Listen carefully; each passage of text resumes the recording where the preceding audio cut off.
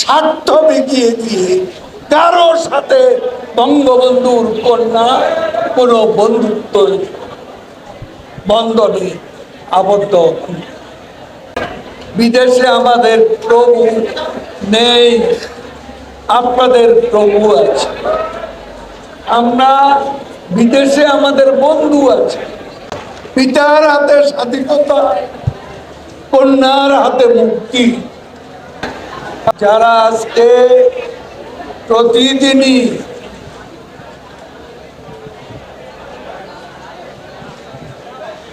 ভারত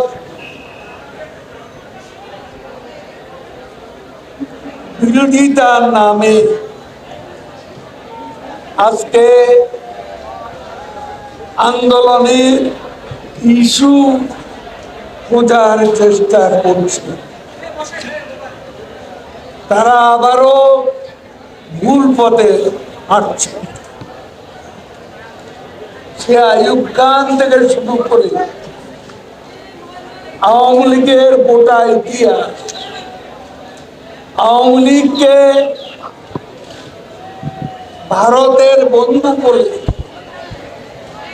সেবাদার বানানো যারা চক্রান্ত করেছে, সেই আওয়ামী লীগ বঙ্গবন্ধুর নেতৃত্বে বাংলাদেশ স্বাধীন করেছে এবং সেই আওয়ামী লীগ আজকে যে অর্জন, উন্নয়ন, সমৃদ্ধি সবই কিন্তু স্বাধীনতা পিতার হাতে, মুক্তি হচ্ছে কন্যার হাতে।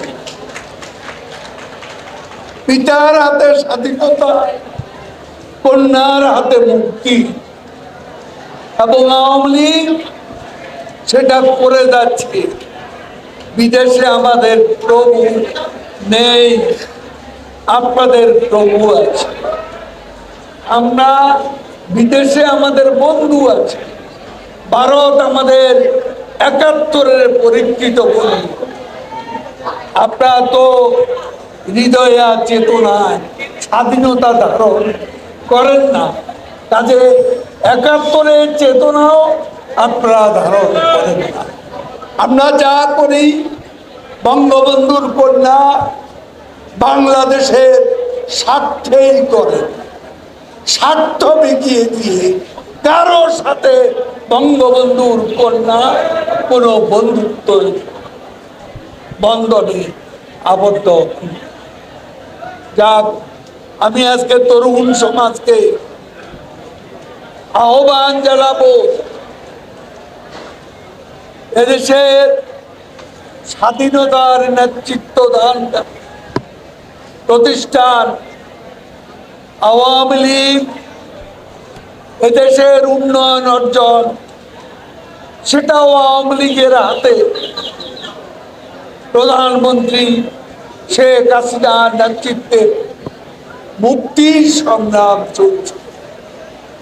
আমি তরুণ সমাজকে আজকে আমাদের যে নির্বাচনী অঙ্গীকার, তরুণদের, বেকার তরুণদের কর্মসংস্থানের যে অঙ্গীকার, এই অঙ্গীকার আমরা পূরণ করব এবং বাংলাদেশের তরুণ সমাজকে আওয়ামী লীগ আলোর পথে এগিয়ে নিয়ে যাবে।